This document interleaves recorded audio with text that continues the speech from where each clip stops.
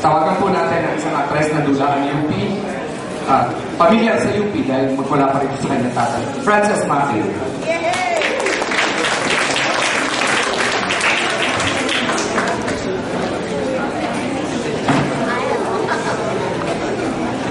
Pregnant Mom on the Run by Erlinda Pindesa Valero.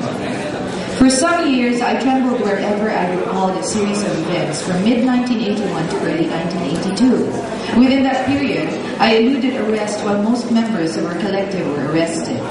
I was then pregnant with Jerry, our second child, and Albert, our older son, not quite a year old, was also with me.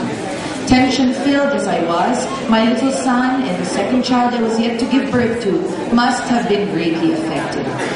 Today, when I recall the series of events, I wonder about how things had happened.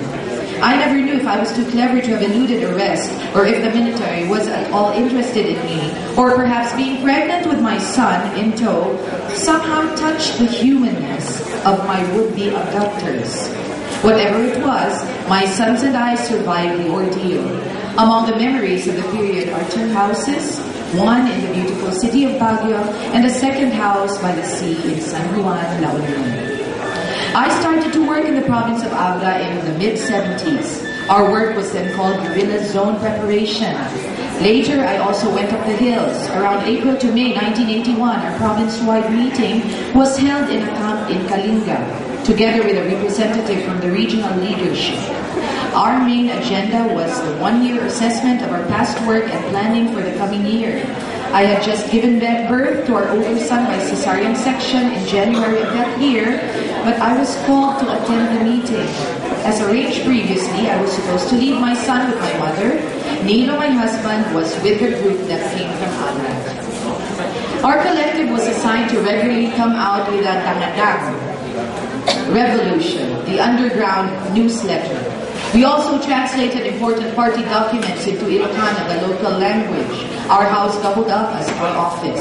To lessen the noise created by our typewriters, we pasted pieces of styrofoam in our workrooms. We did the same in the comfort room where our mimeographic machine was placed. As much as possible, we did our marketing only once a week. Our house was near Pakdal Park, so that my little son and I would go there for a walk almost every day. Sometime in July 1981, we began to notice unusual happenings in our vicinity. Men riding on motorcycles went around the houses in the neighborhood. They appeared to be looking for someone, but they were not knocking on any door. Later, vehicles without plate numbers would park nearby. This prompted our group to divide itself into two teams. One team transferred to another house, while the rest of us stayed. Comrades thought that the presence of my little son and my mother made us appear like a normal family, and I readily agreed. After that, I moved to live in San Juan in La Union, and when that fell apart, when the barangay canons raided our home, we moved back to Baguio. In the beginning of 1982 was worse for our group. Almost all the members of our group were arrested. It was a general policy for people in the underground movement to vacate all places known to detainees. Thus, in the very cold evening of January 25, I put thick clothes on my son and wrapped him with a blanket. We took the midnight trip to Manila via a Pantranco bus. My baby was well behaved as he slept practically throughout the trip. In the bus, I was still figuring out where to go. I had friends in Manila, but they knew me when I was still a nun. I was in the convent for 7 years before I joined the revolutionary movement. Not having heard from them for some years, I did not know if they would accept me with my little son and my big tummy. I must have slept out of exhaustion. When I woke up, the bus had already stopped at its station at Farmers Market in Tibak. It was still dark, and not knowing where to go, we stayed quite long inside the bus station. I had one of Nilo's married brothers in mind, but since he was not previously informed about her coming, it took me some time before I decided to call him up. Luckily, he was home and he came to fetch us right away. At that time, my husband's parents and most of his siblings did not yet know that Nilo was already a family man. In the afternoon of that same day, we celebrated my son's first birthday. With relatives, I felt we were on safer grounds at last. Despite the delicate situation, I was able to get in touch with a support group based in Manila, and through them, I was connected to a friendly lady doctor. After checking me up, she said I might give birth earlier than expected and advised me that at the moment I felt the signs of childbirth, I should go to the hospital right away. She said it was dangerous for me to undergo labor pains because of the cesarean section I had when I gave birth to my first son. Soon we were informed that Nilo would arrive anytime. And prior to this, we had transferred to a place in San Juan, Metro Manila, which our relatives rented for us. My husband wanted to be with me at the delivery room when I gave birth to our second child, an experience he did not have when I gave birth to our first son. He also planned to maximize the time by formally introducing us to his parents and the rest of his siblings. On the night of March 3, my second baby started to push, signaling my time to go to the hospital, but I could not get connected to the comrade who was supposed to bring me to the hospital. I wanted to wait for her because I did not know the arrangement she had made for me. I was informed later on that same night the group had to transfer to another place for security reasons. I was able to call up one of Nilo's brothers and he brought me to the hospital. The doctor checked me the moment I arrived in the hospital and she said I had to be operated on right away. It was done at 1 p.m. on March 4, and this also happened to be my birthday. When I woke up the next day, I was already on my bed. When I asked the doctor about my baby, she informed me he was a boy and that he needed to be kept in the nursery for some days to become stronger. With that, I slept again.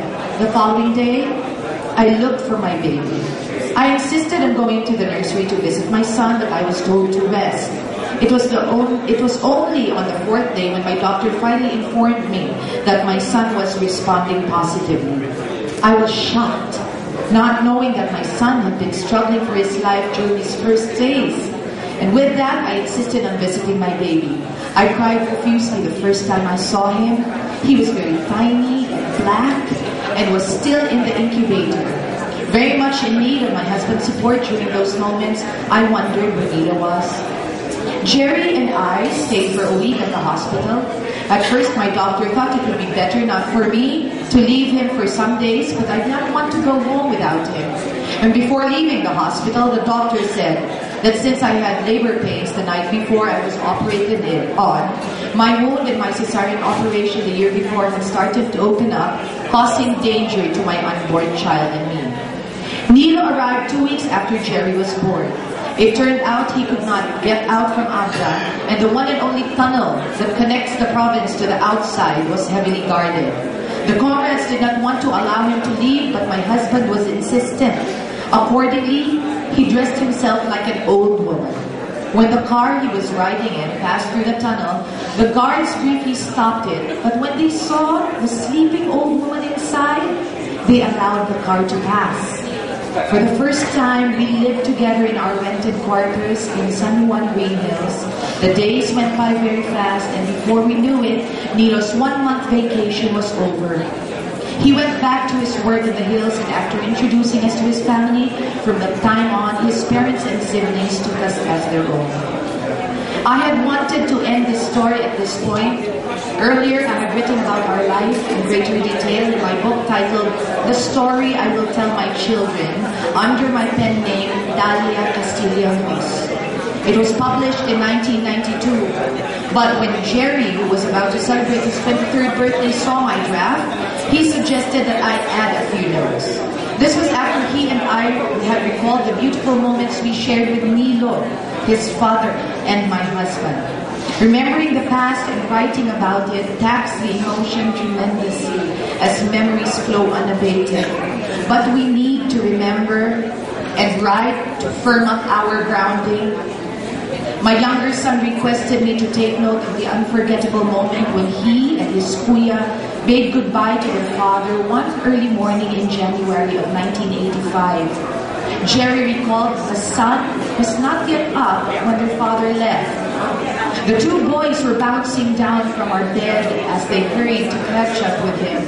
Nilo wiped his tears when he saw that his sons had been awakened. He embraced and kissed them both and told them he was leaving, but that he was coming back the following Christmas. That greatly consoled my sons and me. We never thought that it would be the last time we would see him. On August 24 of that year, Nilo was killed together with his two co-workers, Restata Fernandez and Soledad Salvador, in an encounter between their group and the military forces in Bayeng, Bakun, Benguet in the Grand Cordillera. Jerry requested me to include this as a part of our offering to other families, especially those who went through situations similar to ours.